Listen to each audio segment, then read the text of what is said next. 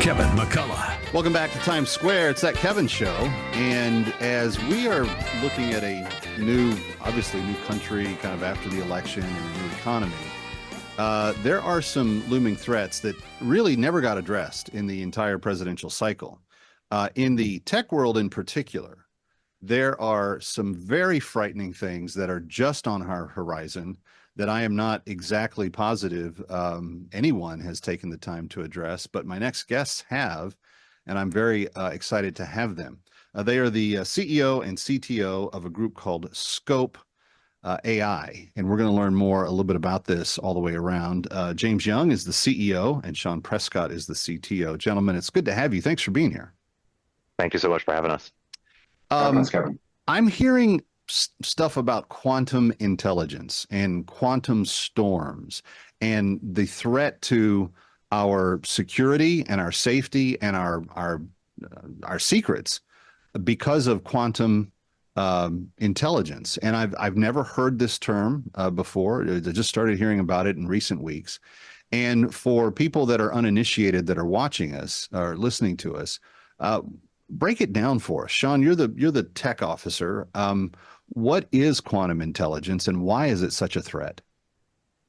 Well, quantum security is the next paradigm in the world of how computers are built and how they secure our daily information and daily lives, right?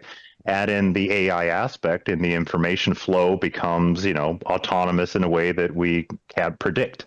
So our task as a company and our task as people for the people is to make sure that our data and our lives remain safe. And that is what we do as a company. Well, I want people to have a real clear picture of what this threat is. So break it down for us. What is the threat that is out there and how does it put our secrets at risk?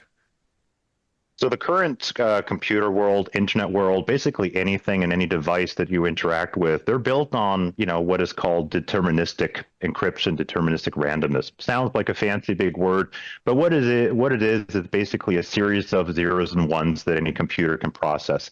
Now, with the emergence of quantum computers, especially, from state actors with virtually infinite funding, this kind of threat of building a new type of computer, aka a quantum computer, will be able to slice through the established cryptographic frameworks of any system that you're working with today, right? So this paradigm of totally different computers cutting through encryption like a hot knife through butter, that is essentially the threat that we're looking at. And we're calling it the Y2Q problem, just like we had 25 years ago with a Y2K. Just in this case, we don't know when it's going to happen, but we do know that it will happen for sure. It's not, and from my understanding of it, and again, I'm a layman, I'm not a tech guy, but it is almost unstoppable is what I'm understanding, because the quantum aspect of how the intelligence continues to learn, test, try, and solve is almost, blink of the eye type fast and never gives up. Like it's relentless. Am I oversimplifying it? I don't think you're oversimplifying it. In fact, in the securities world, the companies that run security penetration tests and security analysis, and this is not just companies, but also the governments, they very deeply use AI currently to help, find security issues, find other kind of, let's say, edge cases where they can get into a system.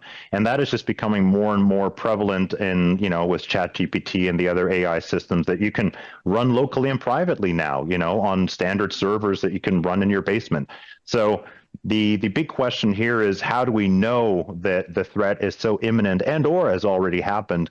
Unfortunately, this is not going to be something that's going to be, proclaimed that there's a country or company that has quantum superiority. It's just going to be happening, and slowly but surely our privacy is going to be deteriorating without us actually even knowing, right? Again, I want to go slow here so that people really understand what we're talking about, but this threat is on our national security level and our national defenses.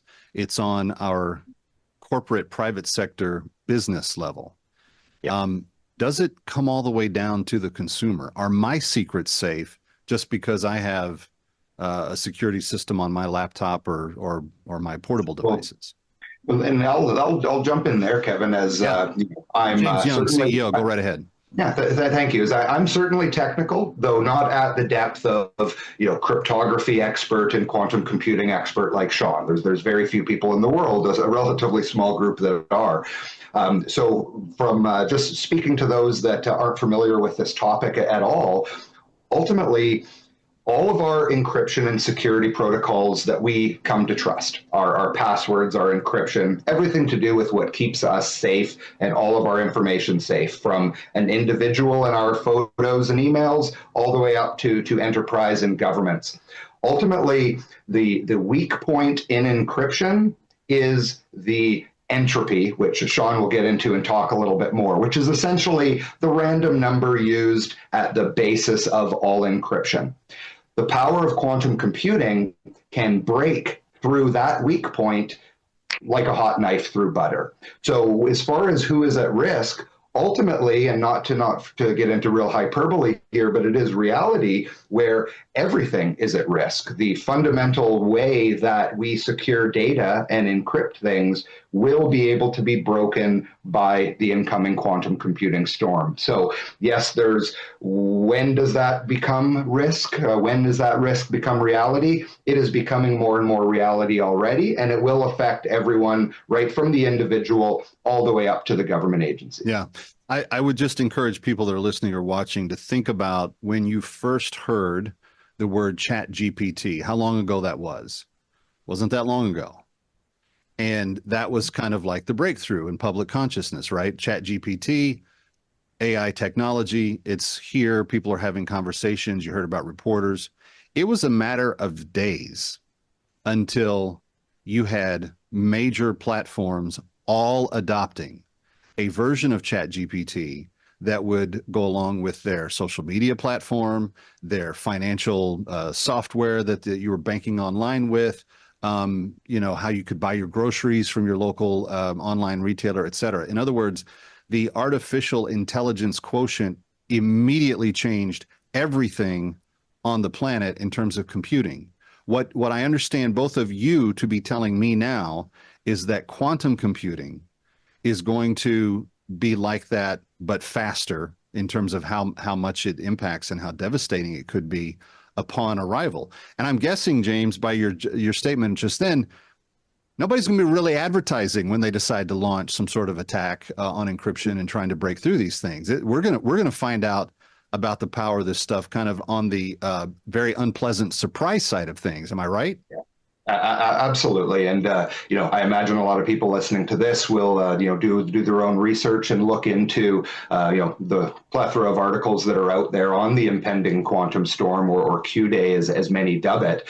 And what they'll see is a very wide range of this could be happening now to, okay, we have 5+ years or something like that. But again, the only way we will know is unfortunately due to catastrophic events, very likely, because again, there will be no announcements that the bad actors and the state actors have this power. Really good criminals never announce what they're going to do in advance, nor do the really good terrorists, the really good bad guys. Stick around for more of That Kevin. Next, That Kevin Show with Kevin McCullough.